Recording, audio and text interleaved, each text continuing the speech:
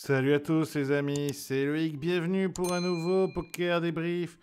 Allez, tu t'abonnes, évidemment, et tu mets la petite cloche, c'est important la petite cloche, sinon tu seras pas prévenu de toutes les vidéos, tu le sais. Je te fais un bisou. Bonjour à tous, bonjour à toutes les amis, c'est Loïc, ravi de vous recevoir pour un poker débrief international, car aujourd'hui ça vient du Cambodge, d'Espagne, de France, d'Autriche et en direct de Las Vegas avec un très beau casting. On commence à tout seigneur, tout honneur. Mon yo viral, comment tu vas? Ça va et vous? Bon, ça va pas mal du tout. Mon Clément, en direct de Las Vegas, ça va bien aussi? Ça va nickel, ouais. Patron, on le rappelle, de la meilleure équipe du monde, ATM. Je l'ai signé par contrat. Le patron, le patron, le président, le big boss de la team Notser au Cambodge, c'est Monsieur Le big Mobot. boss. Abuse pas, juste capitaine, c'est grave. Ouais, si Romain est parti à Las Vegas, t'as pris le pouvoir, c'est bien joué. Et enfin, Allez. messieurs, dames, le petit nouveau coach en performance, il vous expliquera ce que c'est Monsieur Alexis. Coucou. Alors les amis, on va parler de Vegas, on va faire un petit débrief de ce qui s'est passé. On est en plein milieu, on va attaquer la seconde partie. D'ailleurs, Yo, je voyais une petite story de toi tout à l'heure qui expliquait que tu avais fait une petite semaine de repos là, juste avant d'attaquer la seconde partie, le second gros morceau où tu vas jouer. Quoi, tu vas jouer 400 000 euros de buy-in quasiment? Ouais, un peu plus. Ouais, je vais jouer tous les tournois.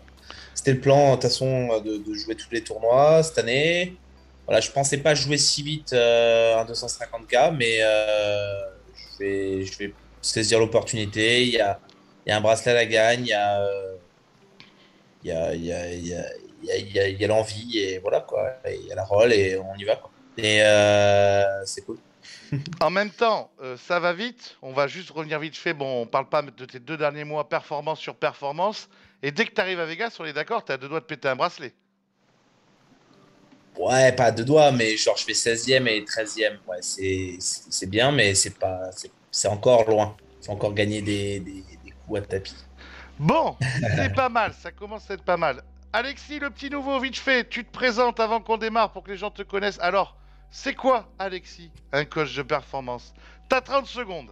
Ok, c'est quelqu'un qui est fasciné par le fait de pouvoir faire émerger le plein potentiel des gens et qui aide les joueurs de poker, les entrepreneurs à se libérer des blocages qui vont limiter leur performance d'un point de vue identité et d'un point de vue environnement global. Voilà. Il est bon quand il parle, hein. Il est bon, Ouais. c'est le petit nouveau, Très bien. c'est la petite nouveauté du jour. Les amis, ben écoutez, on va tout simplement commencer par votre impression de ce Vegas 2021. Pour l'instant, Clément, Yo, c'est vous qui allez nous donner vos impressions. Est-ce qu'on a retrouvé le même avant Covid? Est-ce qu'on a retrouvé quelque chose de différent? Est-ce que c'est mieux? Est-ce que c'est pire? Vos avis à tous les deux. Vas-y, Clément, si tu veux. Mieux, ça serait compliqué, je pense, rien que du fait des masques. C'est pas un gros problème, mais c'est Ouais. vrai que l'avoir au table, c'est un peu embêtant. Attends, Au-delà attends, de au ça, WSOP, on n'a pas besoin, hein, WSOP. ouais, C'est ok. juste que tu joues, On tu parle joues que dans les des autres WSOP, casinos. ouais. Ouais, On ouais. Au parle WSOP, que des on n'a pas besoin au WSOP. masque. Ouais. Mais bon, si tu te lèves pour, faut le mettre. Enfin, c'est juste c'est rien de très grave, mais voilà, il y a les masques. Pour ce qui est des tournois, moi, j'ai vu aucune différence comparé aux autres années. Je crois qu'il y a quelques tournois qui ont mieux performé que ceux des années précédentes. Par exemple, il y avait le DK6 Max où il y avait eu plus d'entrants qu'en 2019. Les autres tournois, je crois, où il y a plus souvent de récréatifs, je crois qu'il y a eu moins d'entrées. Mais en général, il y a à peu près le même nombre. Yo, Le toi? niveau est pour moi le même Pour toi le même, également. ouais. Yo, toi, la sensation? Ouais, c'est top de pouvoir rejouer en live, c'est top qu'ils aient réussi à l'organiser. Ouais, c'est vraiment top d'avoir réussi à faire ça parce que c'était pas gagné d'avance avec les législations et tout ça. En plus, ils ont remis les masques à Vegas, il me semble cet été. Parce que quand j'étais à Vegas en avril, pardon, avril-mai, il y avait pas de masque, nulle part. Euh, enfin, quand je suis arrivé, oui, mais après, non. Et après, ils les ont remis. Donc, du coup, il y avait presque à un moment donné un doute sur les WSOP. Et là, carrément, il y a le travel ban qui est levé. Donc, à partir du 8, donc de lundi, date à laquelle je vais rentrer, du coup, hein, vu que je suis en Europe et que je suis soumis au travel ban aussi. De toute façon, je serais pas parti si on pouvait pas rentrer comment dire, si on pouvait pas rentrer directement, s'il fallait passer 2 semaines ailleurs, à nouveau, je l'aurais pas fait, évidemment. Donc du coup, lundi, les francophones de France, de Belgique, de Suisse, etc. peuvent venir. Et il reste quand même un beau programme. Il reste encore 2 semaines et demie d'events. Donc il y a tout. Il y a des 500, des 1000, des 3000.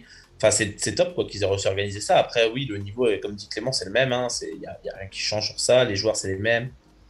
Peut-être un peu moins de fréquentation dans la première partie, mais c'est pas, voilà, c'est pas vraiment. Ça reste des nombres énormes. Je sais plus, il y avait un tournoi à 500 balles avec. Combien il y avait d'entrées? 10 000? Plus que ça, même. Ouais, un truc, un Colossus. Je sais pas comment il s'appelait. Non, il s'appelait pas Colossus, mais bref, un tournoi à 500 balles. Où il y a eu un nombre de joueurs incroyable. Il y a même un D1 avec 7 000 joueurs ou 6 000 joueurs. Pas mal, pas mal, pas mal, pas mal. Bobot, Alexis, vu de l'extérieur, vous en pensez quoi de ces WSOP? Bobot? Vas-y, je t'en prie. Ouais, alors moi j'étais un peu en retrait sur le sujet avec tout le taf qu'on a ici, mais de ce que j'ai vu, ouais, moi j'ai eu l'impression qu'il y avait moins de monde sur les fields.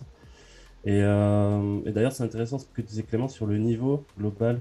Je pensais vraiment avec le contexte sanitaire que le niveau serait un peu plus relevé du fait que certains récréas peuvent boycotter le vaccin ou n'ont pas envie de faire la démarche de faire 2 semaines au Mexique, surtout les récréas européens, je pense. Et apparemment, ça n'a pas l'air d'être le cas. Je sais pas ce que tu en penses, Yo, de ça, si toi tu as ressenti. Non, en fait, si tu veux, l'Europe, alors moi, ça m'avait choqué quand j'avais eu cette data-là, mais en fait, il paraît que les WSOP, depuis toujours, c'est 90% d'Américains. Du Ok, coup, d'accord. en fait, nous, on compte pas. Et je crois que l'Europe, pour moi, c'est presque principalement des règles. Et après, effectivement, ouais, il y a peut-être quelques récréas, ouais, effectivement. Mais c'est tellement petit à l'échelle. Par contre, ouais, il y a des Américains qui boycottent le Ouais, vaccin, ouais, c'est clairement, ouais. vrai. Ça, c'est vrai. Et je pense que c'est aussi ça qui fait peut-être qu'il y a un poil moins de joueurs, mais c'est pas. Enfin, je t'ai dit, il y a des milliers de joueurs et je suis peut-être moins 10%, moins 15% sur certains événements. C'est ridicule par rapport aux conditions qu'il faut, c'est-à-dire il faut être vacciné.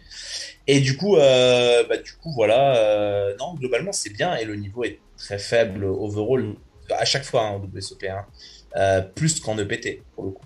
Vraiment Ouais. plus qu'en EPT parce que nous, on a le online en Europe. Du coup, ça augmente le niveau moyen, clairement. Et aux États-Unis, ils n'ont plus trop de online. Enfin, ils en ont un petit peu au Nevada, mais au New Jersey, mais c'est quand même c'est pas des très gros États. Et tout le reste, ils en ont pas. Donc, du coup, c'est vrai que ça limite un petit peu l'entraînement, on va dire, le nombre de spots joués, le nombre de. Du coup, par défaut, le niveau de jeu moyen, on va dire.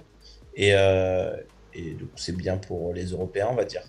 Mm. Et comme ils jouent entre eux également, t'as plein de règles américains qui jouent le circuit américain, qui ont gagné énormément d'argent, mais Ouais, qui gagneraient pas, qui très gagneraient pas relais, le monde. ouais.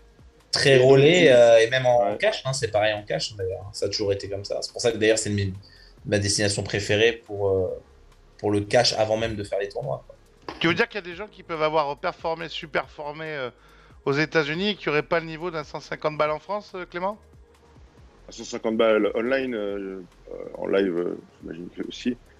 Mais ouais, t'en as plein à table, hein, des règles américains qui on print en live sur le circuit américain et qui valent rien aux tables. Donc il y en a partout. Ok, et Alexis, pour finir ton avis sur cette première question. Écoute, moi, la seule chose que j'ai à te dire, c'est que les organisateurs, ils ont été très forts, qu'on voit que là, il y a quand même toujours ce prestige et ce renom à travers les WSOP. Euh, Grégory, il a été très fort aussi parce que, tu vois, il y a le travel ban qui saute derrière. Je sais pas, Yo, tu me diras peut-être ou Clément combien de jours ils ont rajouté là pour le main event. Ça a été ultra réactif. Non, franchement, Deux, c'est ouais. carré. Ouais, Ouais, ils ont rajouté 2 jours, un lundi et mardi. Lundi ouais, prochain ça a et été mardi ultra prochain. réactif. Ouais. Ouais. Tu parles de prestige des WSOP, moi j'ai toujours l'impression que c'est des mots utilisés par le cercle extérieur des joueurs de poker, ou pas en tout cas des joueurs de poker, mais des gens extérieurs au WSOP. J'ai jamais entendu quelqu'un aller au WSOP dire que c'était prestigieux. Ouais, mais alors tu te bats pourquoi? Tu sais, la plupart, moi, quand j'en ai parlé, après, c'était peut-être pas des joueurs de ton calibre, mais c'est le truc qui fait rêver, tu vois.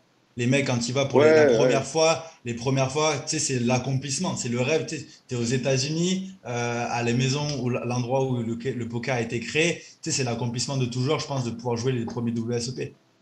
Non, mais je sais, mais d'ailleurs, ça me fait presque chier de dire ça, tu vois. Mais en fait, à chaque fois, quand tu n'as jamais fait les WSOP et que tu y vas, c'est un rêve. Tu arrives enfin à Vegas, tu vas dans les plus grandes salles, c'est absolument magnifique. Et puis, au bout de quelques jours, tu te dis, putain, mais en fait, c'est naze.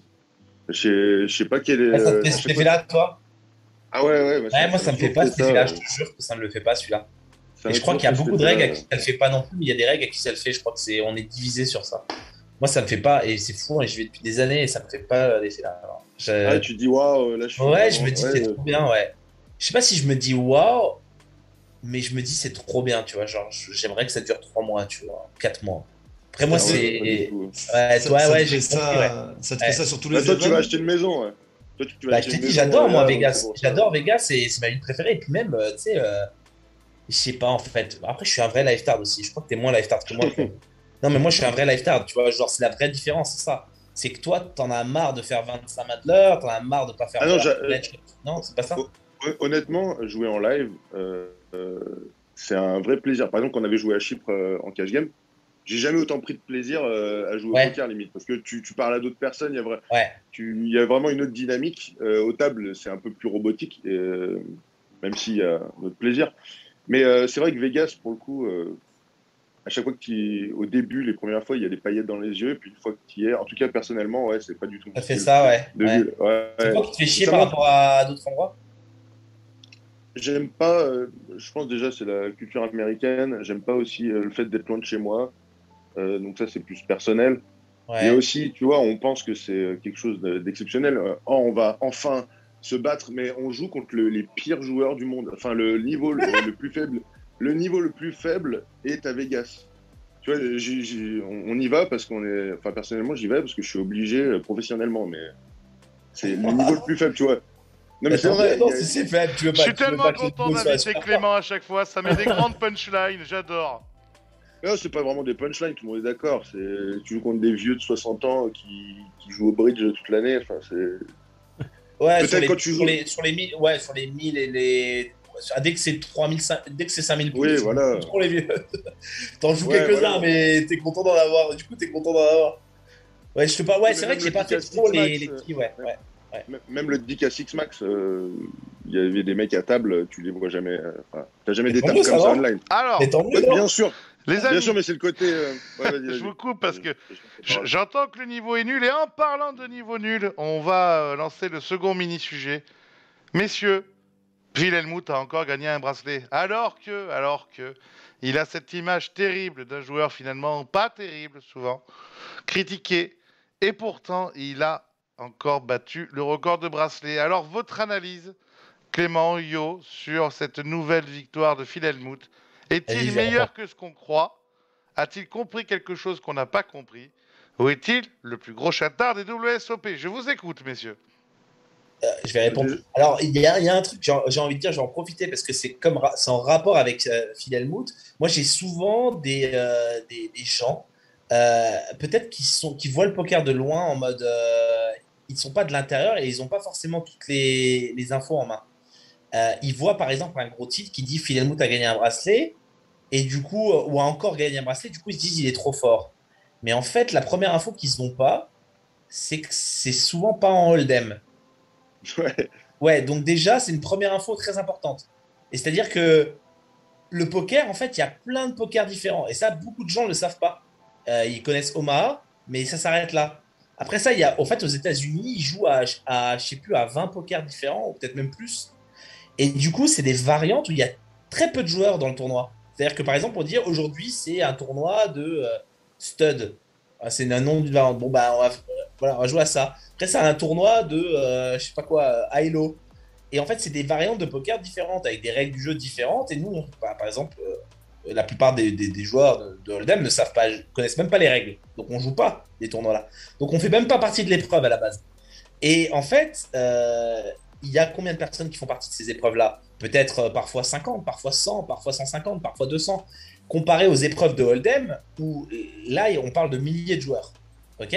Donc pour faire premier d'un tournoi où il y a 100 joueurs et faire premier d'un tournoi où il y a 1000 joueurs, c'est plus facile de faire un tournoi, premier d'un tournoi à 100 joueurs.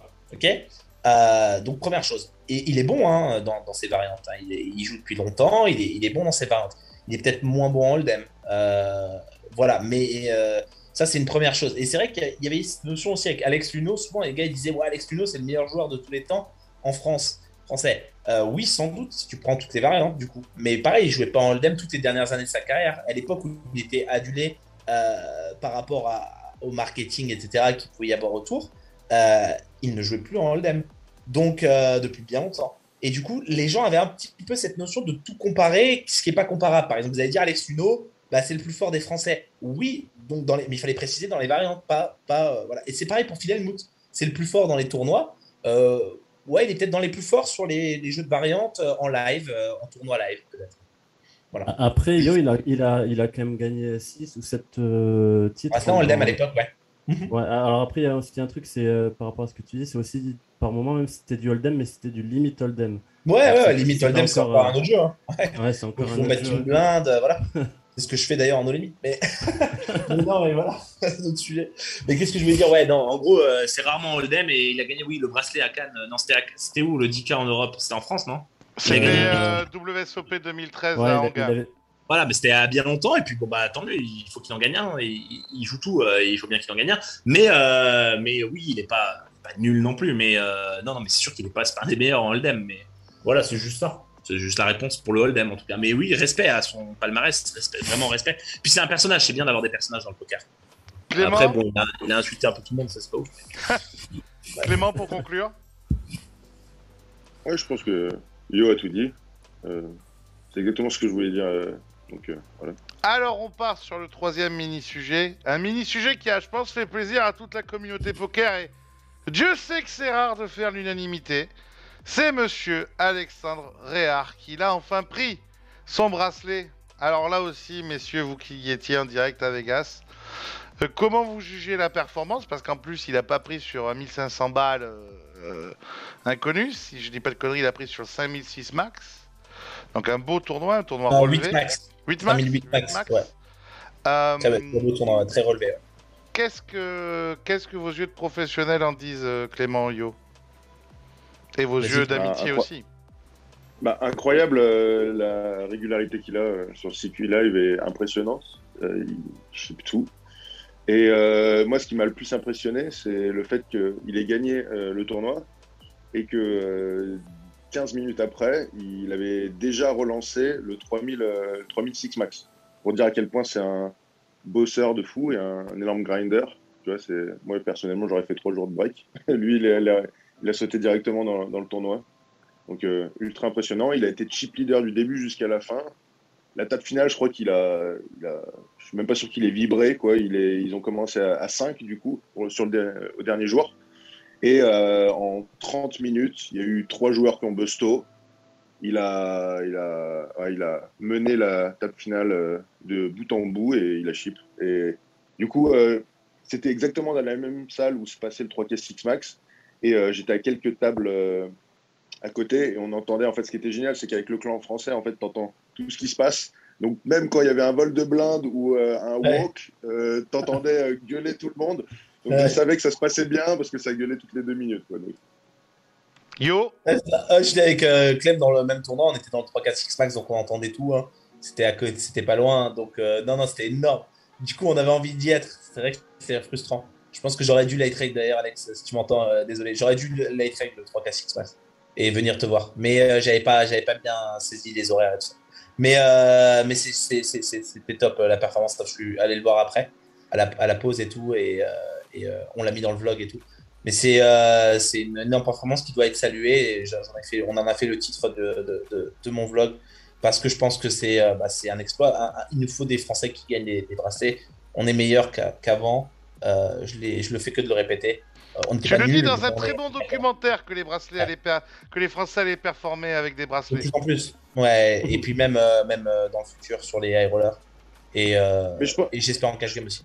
Ouais. Je pense qu'on se rend pas compte du nombre de Français qu'il y a en late game, en fin de tournoi. Ouais. Honnêtement, les bracelets, je pense que il devrait pleuvoir dans les prochaines années parce que vraiment, dans tous les tournois, tu vois, genre 5 Français, 6 Français, c'est des top Français Ouais. qui sont à 20 left, 30 left de bracelet. Et du coup, ça se joue vraiment à rien. Il y a eu Adrien Delmas également qui a fait une énorme perte. Troisième. Ouais, il y avait un autre Français sur Arthur, CTF. Arthur aussi. Arthur Coman. Arthur Conan, Arthur Pierre Conan. Calamusa, 2 fois, je crois. Pierre a fait Ouais. deuxième. Il a fait deuxième une fois et une fois quatrième, je crois, ou troisième. Ouais, quatrième. Ce qui est énorme. Deuxième Il y et a- quatrième dans il y la a- même série. il- Ouais. Ivan également sur le PLO. Ouais. Enfin bref, franchement, qu'il y ait un seul bracelet, c'est. Ça manque de euh, cul, quoi. Ouais. Ouais, je pense. Et, Bien sûr. Alexis Bobot, vous voyez ça comment? Alexis, tiens, coach en performance. Alors là, t'en as un mec qui performe depuis des années. Comment t'analyses ça? Moi, ce que j'analyse vraiment, tu vois, pour la perf qui est monstrueuse, moi, je me focus vraiment sur l'attitude du bonhomme. D'un point de vue extérieur, tu sais, c'est que le mec, tu vois qu'il était dans sa zone. Il était ultra concentré. Tu vois que c'est un gros bosseur, qui a une grosse préparation. Il n'y a pas une émotion qui prend le dessus.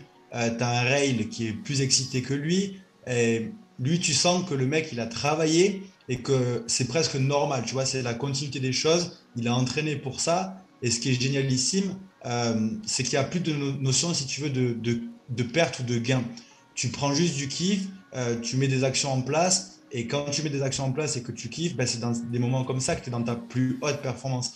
Et je trouve que l'attitude, elle a été ultra inspirante parce que, comme le disait Clément, après, il a go next direct sur notre tournoi. Tu le vois en direct sur Twitch. Il n'y a pas un sourire plus haut que l'autre, il s'en fout, il est à l'instant présent. Et je pense que c'est un exemple de champion pour toutes les personnes qui veulent vraiment performer. Et c'est vers ça qu'il faut tendre, être le plus complet possible et prendre tous les paramètres en considération. Bobot? Ouais, c'est exactement ce que je voulais dire. J'en avais parlé avec Alexis en off justement de ça. C'est l'attitude quand il a gagné. Moi, j'étais ultra impressionné, hein. Genre, il s'est levé et t'avais les mecs dans le raid qui étaient ultra excités. Et lui, il s'est levé en mode champion, comme s'il avait déjà vécu ça et comme s'il savait que ça allait se passer comme ça. Tu sens qu'il y a une très très grosse préparation. Et j'ai vu après dans le vlog de Yo d'ailleurs qu'il a fait une petite interview où il a dit je ferai la fête. Je ferai la fête après le festival, on fêtera ça après. Là, il y a du travail encore. Ouais. Donc, ça, c'est exceptionnel. Tu viens d'être champion du monde et tu tiens ce genre de discours qu'il a tenu d'ailleurs, parce qu'il est parti rejouer derrière. Ouais. Grand champion, ouais. Grand bravo. Moi, je suis admiratif. Et juste pour finir, je voulais juste saluer aussi le COP français, parce qu'il y en a quand même un rail qui a été top, et en général les Français sont assez chauds sur ce genre de truc, donc ça fait plaisir à voir. On est meilleurs. Ouais, c'est ça, on est les meilleurs. Et moi, quand j'ai vu la vidéo, du coup, je me suis, comme beaucoup je pense, je me suis imaginé à sa place avec tous les potes derrière et tout dans le rail. C'est juste fantastique, quoi. Ça donne envie d'y aller, ça donne envie de vivre ça justement. Eh bien les amis, on va passer au plus grand des sujets. La suite des WSOP, on a passé la moitié, voilà. Vous l'avez exprimé, il y a eu des belles performances, il y a aussi évidemment des Français qu'on voit moins parce que ça perfore moins. Et là, on attaque la seconde partie des WSOP où il y a des gros tournois et évidemment en ligne de mire, le main event. Alors les amis, je vais vous demander à tous les quatre comment on se prépare à une seconde partie de WSOP. Évidemment quand on est dans la réussite, mais aussi parfois quand on est dans l'échec. Comment vous voyez la manière de vous préparer? Qui veut démarrer sur cette question? Laissons Alexis, l'expert. Alors, monsieur Alexis, Alexis, coach de performance, n'est-ce pas? Alors, on y va, on t'écoute. Alors, Comment on se prépare pour une deuxième partie? Yes, je vais en parler d'un point de vue vraiment coaching, accompagnement, et après je vous laisserai vous en parler en tant que joueur parce que vous avez une expertise que j'ai pas. Oui, parce que retirer- toi, t'as bossé pour Nutser un Ouais. long moment avec Ouais. Nutser et t'as bossé avec Julien Pérouse aussi, c'est ça? Ouais, c'est ça. Moi, j'ai beaucoup échangé avec Julien Péroux. J'ai bossé pendant 2 ans avec Romain et avec Nutser où j'étais le manager et le directeur des opérations là-bas. Et en allant au centre et tout, tu te rends compte, quand tu es près du joueur de poker, qu'il y a certaines problématiques, qu'il y a certains besoins à résoudre parce que le joueur de poker, c'est l'hybride parfait, tu vois, entre, on va dire, un entrepreneur et un sportif de haut niveau. Et tu dois être vraiment complet et avoir une dimension mentale, une dimension environnementale, savoir qui tu es, ce que tu veux, etc. Ça demande vraiment beaucoup de rigueur. Et pour répondre à ta question, je vais y répondre un petit peu de façon borderline. y répondre à ça, c'est comme si tu appelais ton docteur pour lui demander si tu avais mal à la gorge, qu'est-ce que tu as? C'est difficile d'y répondre parce qu'on a tous une histoire différente, on a tous une perception différente, une envie, des besoins différents. Et pour moi, à la base, tout part de la préparation. Quand moi, j'envoie des gens sur des événements comme ça, tu anticipes en fait les scénarios qui peuvent se passer pour agir, pour être proactif et pour pas subir les choses. Donc moi, ce que je pourrais te dire dans un premier temps, si ton Vegas se passe bien ou même s'il se passe mal, c'est de prendre le recul et de faire un bilan de comment tu es arrivé là, pourquoi tu es arrivé là, et est-ce que c'est en phase avec ce que tu veux, avec qui tu es, avec les valeurs que tu as. Derrière, de commencer à, tu vois, préparer tes phases, tes semaines avec des moments de repos, des moments vraiment de full performance, de s'accorder du temps pour faire autre chose et de s'écouter parce que je pense que quand c'est les premiers Vegas, quand on va là-bas, il y a beaucoup d'engouement, on veut jouer tous les tournois, on va en foot partout, des fois on est un peu plus fatigué et c'est tout le contraire de la résilience, ça. Et il faut être capable de s'écouter et de se rappeler une chose qui pour moi est primordiale dans la performance, c'est pourquoi tu as commencé le poker en fait, le kiff que tu avais. Parce que quand tu as commencé le poker au début, c'est pas parce que tu voulais gagner 12 EPT, c'est pas parce que tu voulais gagner des millions d'euros, c'est probablement parce que tu as mis l'aspect stratégique ou la compétition et c'est les enjeux derrière qui ont fait que ça a évolué. Donc, pose-toi vraiment sur tes objectifs et mise sur la personne que toi tu veux devenir plutôt que sur le résultat. Si tu as pour vocation de continuer à faire partie des meilleurs, etc., des Vegas, il y en aura plein, tu vas travailler en ce sens, tu vas te donner les moyens. Donc, je sais que c'est compliqué la plupart du temps pour les joueurs de poker et surtout récréa. Après, je ne peux pas parler au nom des professionnels, mais on met tout le temps les résultats sur un piédestal, à être héros par rapport à ça. Le problème qu'il y a, c'est que si tu mets des résultats sur un piédestal, tu vas les mettre plus haut qu'ils ne sont. Toi, tu vas te mettre plus bas que tu ne l'es. Tu vois? Et à chaque fois que tu fais quelque chose, demande-toi ce que tu veux accomplir, qu'est-ce que tu veux devenir par rapport à cette situation. Accepte les challenges, trouve les avantages, les inconvénients, parce qu'il y a une chose qui pour moi est vraiment primordiale, c'est qui je suis, qui va définir derrière ce que je fais. Donc, bouge-toi, n'aie pas peur de te planter, test and learn, mets des routines en place et mise sur toi sur du long terme. Et l'émission est finie. Voilà, merci. Merci Bonne à soirée à tous. À la semaine prochaine. Yo Clément, qui veut rebondir là-dessus? Vas-y, Yo. Ouais, c'est bien. C'est une bonne mentalité et il faut s'écouter, comme il dit avant tout. Moi, je me suis écouté, par exemple, je savais que le programme était léger cette semaine et que j'avais des très lourds tournois à arriver. Ça fait 2 mois que je joue non-stop. Donc, j'ai pris une semaine off. Et comme il n'y avait plus de travel ban, je suis allé en Europe carrément. Comme ça, je coupe des États-Unis.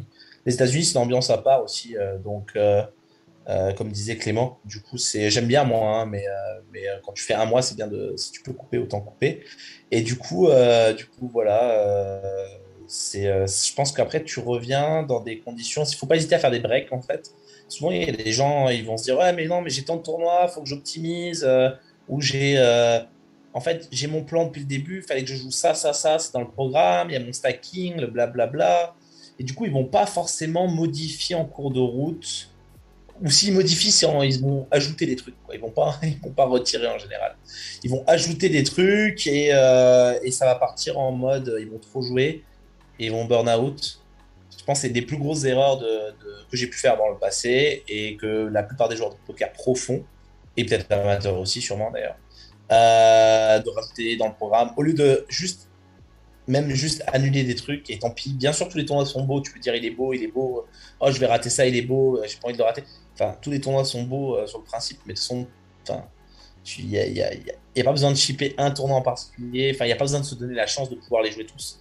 Ce qu'il faut faire, c'est jouer dans les meilleures conditions possibles et se sentir bien pour jouer et se rappeler pourquoi on joue au poker. Comme il dit Alexis, on joue au poker pour l'aspect stratégique à la base, pour bien jouer, pour essayer de comprendre nos adversaires et tout ça. Puis bon, bah, quand on sent qu'on est tilté, etc., on est en live tilt, c'est parce qu'on se souvient plus de ces éléments-là, on se souvient plus pourquoi on joue. On est juste là, on n'a pas fait ces résultats, on perd trop d'argent et on pense que à des datas comme ça qui sont plus les bonnes datas et on doit penser juste à pourquoi je joue, j'ai envie de bien jouer, j'ai envie de comprendre ce qu'il pense lui et c'est mieux. En fait, c'est plus sain et c'est des trucs qu'on peut contrôler alors que le résultat on contrôle pas trop.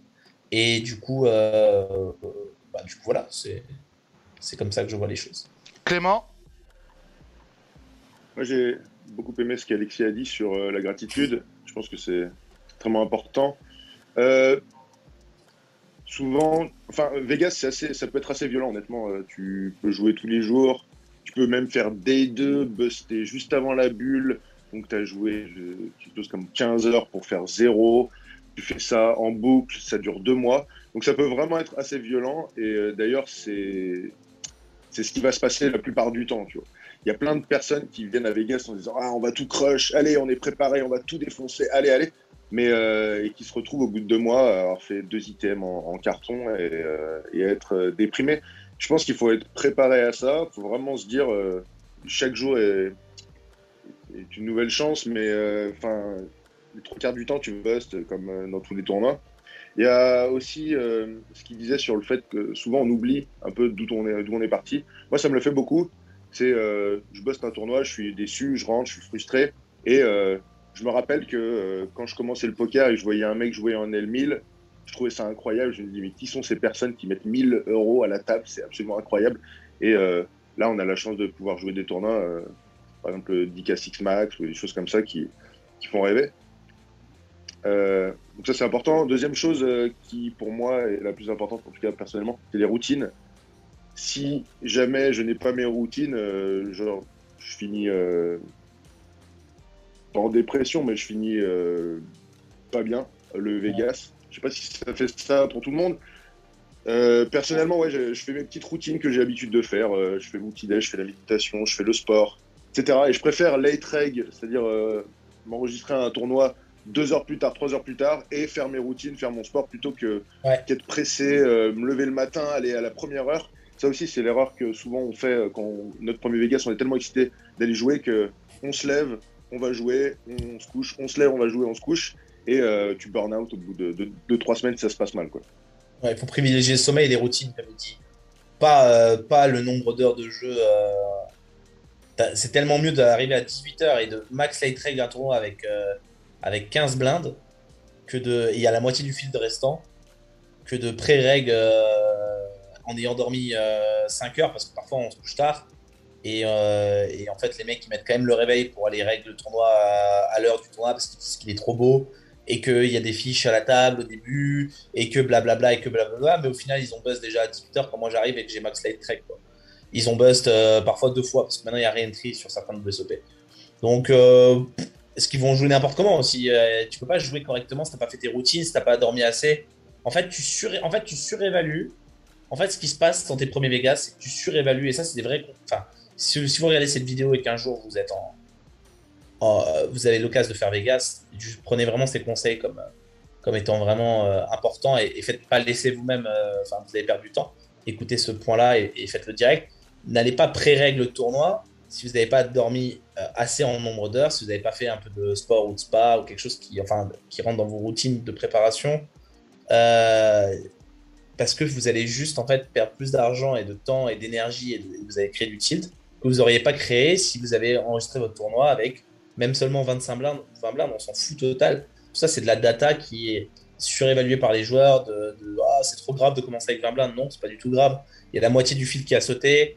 C'est même prouvé que ton stack vaut plus d'argent que le buy-in du tournoi. Enfin, il y a rien rien de grave. Au contraire, tu t'économises. C'est un Vegas de 2 mois. Il y a des tournois tous les jours. C'est Max Light Rec, c'est une des clés pour moi. Que la plupart des joueurs n'ont pas compris. Ouais. Non, je pense que c'est un peu abusé de Max Light Rec. Je pense que c'est plus, dans ma vision, c'est vaut mieux privilégier les routines et ensuite y aller plutôt que se dire vas-y, je reste à la piscine jusqu'à 22h parce que c'est Max Light Rec jusqu'à 22h. Tu vois ce que je veux dire? Alors, tu vas pas chercher le max. Surtout les non, faut pas le chercher volontairement le max light rec, mais ce que je veux dire, c'est pas un problème en fait. C'est pas un problème de max light rec. Ce que Yo dit, c'est très vrai. Après, le niveau est tellement faible sur ces tournois-là que plus tu commences tôt, plus tu as de chance de monter un stack. Mais c'est vrai que ton stack vaut plus d'argent quand tu surtout ton énergie, après, au bout d'un mois, quand tu as joué tous les tournois à midi, tu les as finis à 22h minuit ou non 1h parce qu'en fait quand tu finis le DR bah, t'es mort quoi, tu peux plus jouer correctement au poker, enfin même si, à part si t'es un super robot du poker, mais la plupart des gens c'est des humains et à la fin t'es mort, donc il faut absolument, tu peux pas toujours pré-règle le tournoi, c'est quasiment impossible de faire ça Ceux qui font ça font une erreur dans tous les cas.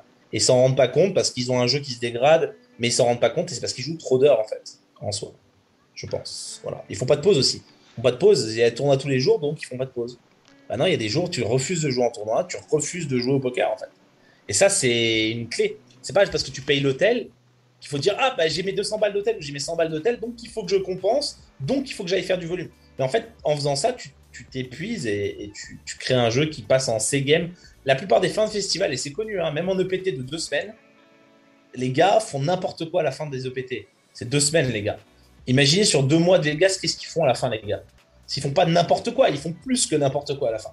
Parce qu'ils sont en burn-out total, mais ils s'en rendent même plus compte. Et Tu veux dire qu'il faudrait presque venir quand t'es pro, même pas au début de Vegas, mais juste à la fin, ramasser les gens? Bah, tu peux. Ah bah alors là, de toute façon, si t'es pas pro, et que de toute façon t'as un temps limité, autant venir à la fin et pas au début. Je veux dire, un mec qui est pas pro de poker, un mec qui est pro de poker, vaut mieux qu'il vienne toute la période parce que, mais qui s'économise et qui s'organise un peu avec les conseils qu'on a donnés avant. Mais un mec qui n'est pas pro de poker et qui a un temps limité parce qu'il a un travail à côté et qui veut se faire un Vegas, ça y en a plein. Bah, viens à la fin. Tu récupères des gens qui sont beaucoup plus en tilt qu'au début. Dans les joueurs réguliers qui jouent tous les tournois. Tu les récupères beaucoup plus en tilt et pas du tout à leur meilleur niveau à la fin. De chaque festival, c'est pareil. Pareil en EPT, viens à la fin. Viens le dernier week-end. Voilà. Le truc qu'il y a, c'est qu'il y a beaucoup de joueurs qui sont pas prêts à sacrifier une EV court terme, tu vois. Alors qu'à un moment donné, si tu sacrifies une EV court terme, tu gagnes sur du long terme derrière. C'est exactement ce que tu es en train de dire. C'est la macro versus la micro. Comme les mecs qui, dans une main de poker, ils vont dire, les pros qui vont dire ah, bah oui, c'était un bluff dans ce spot, il fallait que je bluffe, j'ai vérifié sur Pio. Il fallait que je bluffe, j'ai vérifié sur Pio. C'était bien un bluff avec ce combo-là.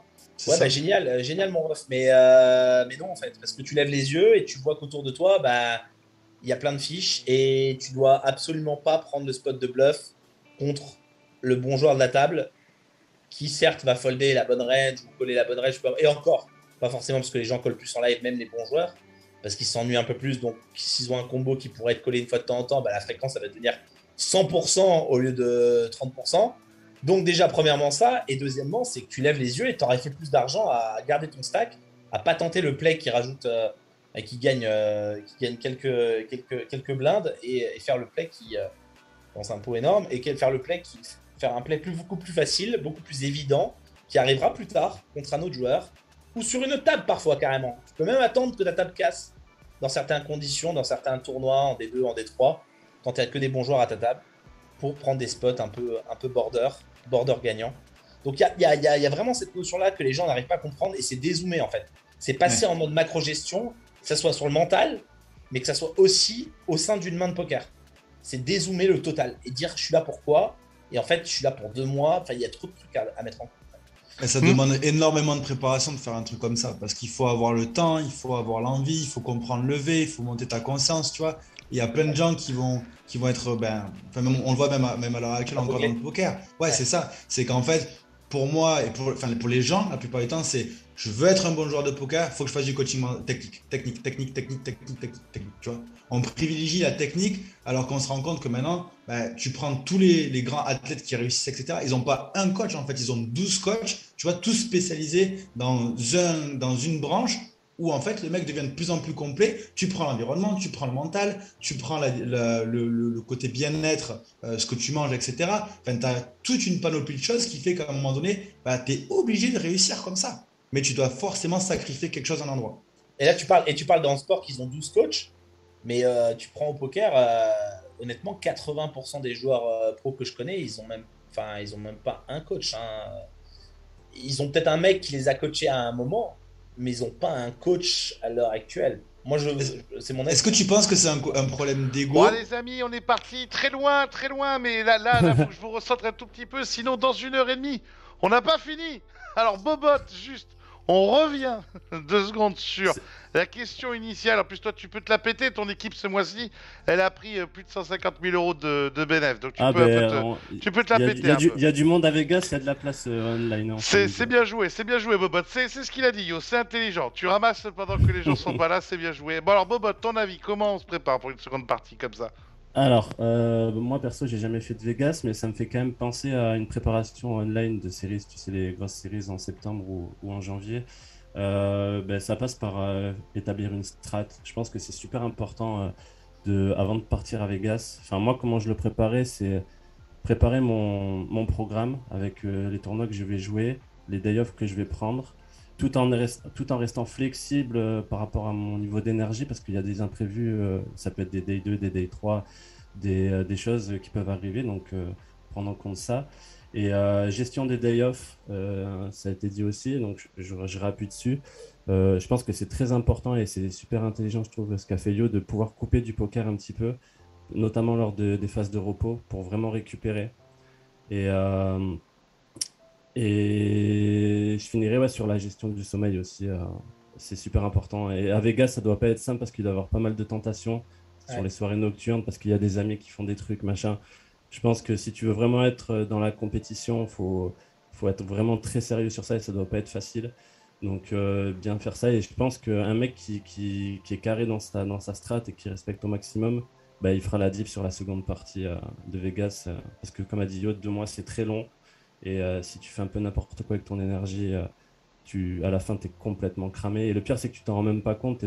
T'es vraiment dans une sorte Déni. ouais, et puis t'es tout droit. T'es en mode, il faut que. Alors, en plus, si ça se passe mal, on connaît les joueurs, il faut que je me refasse. Il y a que des fiches, ça va tourner, machin. Alors qu'au final, ben, le fiche, ça va être toi, vu que t'as plus du tout les capacités de. Ouais. T'as plus ton niveau de jeu optimal, du coup, ben, tu vas faire des grosses erreurs. Et alors que le mec qui sera bien préparé, ben, à la fin, c'est là où il peut faire la diff. Donc voilà. Donc après, rien d'autre à rajouter. Il y a beaucoup de choses qui ont été dites qui sont très intéressantes. Je vais pas revenir là-dessus. Je suis passé en Écoutez. dernier. C'est pas facile quand tu passes en dernier. Ah, puis alors en plus, ils étaient partis sur une tirade de l'enfer. Bon, les amis, écoutez, merci beaucoup, c'était passionnant. J'avais dit pas plus de 30 minutes, on est déjà à 45, c'est impeccable, on tient aucun programme. La connexion est en train de partir en lentille parce qu'on est à tous aux quatre coins du monde. Et moi, j'étais en Espagne au Florida Poker Tour. Demandez à Yo, très sympa. Bon, Clément, Yo, on va vous souhaiter bonne chance pour la fin de Vegas. Les programmes sont chargés. Yo, le 50, le 100 et le 250 plus le main, c'est ça? Ouais, et je crois qu'il y a encore un. Il me semble qu'il y a encore un 10K Bounty, ou enfin bref, il y a des 10K PokerGo aussi streamés. Enfin, ouais, il y a Ouais, des gros 2-3 trucs. deux, trois broutilles, quoi. 2-3 broutilles. Et si on te retrouve sur pokerpro.fr, je dis pas de conneries. C'est ça. Mon Clément, avec la team ATM, pareil, fin de Vegas chargé avec le main en ligne de mire. Tout à fait. On va être une belle équipe sur le main. Et on te retrouve chez Poker Academy. Allez voir tout ça. Voilà. Monsieur Bobot, on te Oui. retrouve avec Nutser, avec le webinaire, tout ça. Ça marche bien? Tout marche bien? Ça marche bien, ça marche bien. Surtout que là, l'aéroport va réouvrir à Siem Reap. Donc, du coup, on était un peu bloqué avec le Covid. Donc, on va avoir pas mal de nouvelles arrivées. Pas mal de gens qui sont issus du webinaire, là, qui vont rejoindre du webinaire et de la team prépa, team online, qui vont rejoindre le centre bientôt. Donc, ça commence à grandir. On va être presque 30 là, d'ici quelques mois. Donc c'est cool. Plein Et de belles choses à enfin, venir. Et enfin, le petit nouveau, le Alexis qu'on retrouve sur apresentcoaching.fr, c'est Ouais, c'est ça? ça, exactement, sur Instagram, partout, partout, voilà. Découvrez le premier coach performance, là, le nouvelle génération. C'est le 5.0, c'est le nouveau. Merci les amis, merci tous les quatre d'avoir accepté l'invitation. Merci mon Yo, merci mon Clément à vous deux parce que vous êtes Oui. en plein boulot, comme dirait l'autre, et vous êtes en pleine perf. Donc je vous souhaite le meilleur. On vous fait à tous des très gros bisous. Et on se voit très très vite dans le carré. Ciao, ciao, ciao! Ciao Lolo, merci Ciao. beaucoup. Oui. Salut les GL gars. les gars. Salut. Ciao, ciao, à plus tard. La bise à Ciao. tous. Ciao.